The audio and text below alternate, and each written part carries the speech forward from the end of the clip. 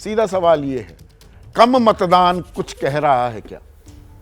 संदीप, आपने कम मतदान का जिक्र किया, लेकिन इस बात को देखना चाहिए कि कम मतदान कहां हो रहा है। आपने इस बात का जिक्र किया, फरीदाबाद और गुड़गांव का जिक्र किया, और पंचकुला का जिक्र 50 से ऊपर नहीं जा रहा है वहां ये सब अर्बन सेंटर्स हैं और इन अर्बन इलाकों में बीजेपी की बढ़त लगातार हमेशा बनी रहती है। बीजेपी का वोट जो जनाधार है, मैं ये नहीं कह रहा कि सिर्फ बीजेपी को अर्बन इलाकों में वोट मिलता है, लेकिन तुलनात्मक दृष्टिकोण से अगर देखें तो बीजेपी का सपोर्ट बेस अर्बन इलाकों में कहीं ज्यादा है ग्रामीण इलाकों से।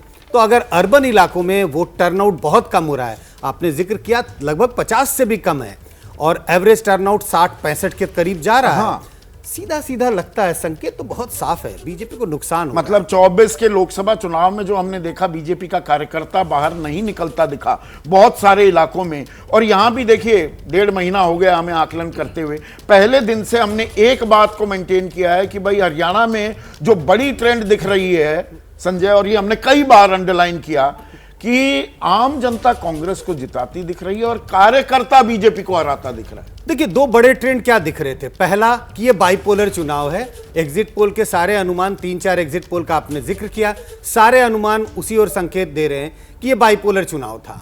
और दूसरा कि कांग्रेस को डिसिसिव बढ़त है, कांग्रेस को बढ़त है, निश्चित रूप से बढ़त है, सारे एग्जिट पोल उसी की ओर इशारा कर रहे हैं कि कांग्रेस को निश्चित बढ़त है। जैसे ही घड़ी का काटा दोपहर 2:30 पे आए, बबीता जी का दिल सास बहू साजिश के लिए मचल जाए।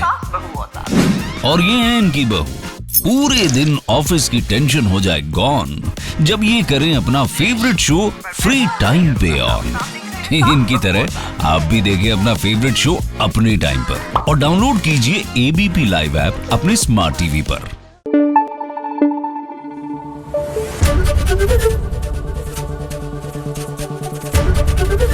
एबीपी न्यूज आपको रखे आगे।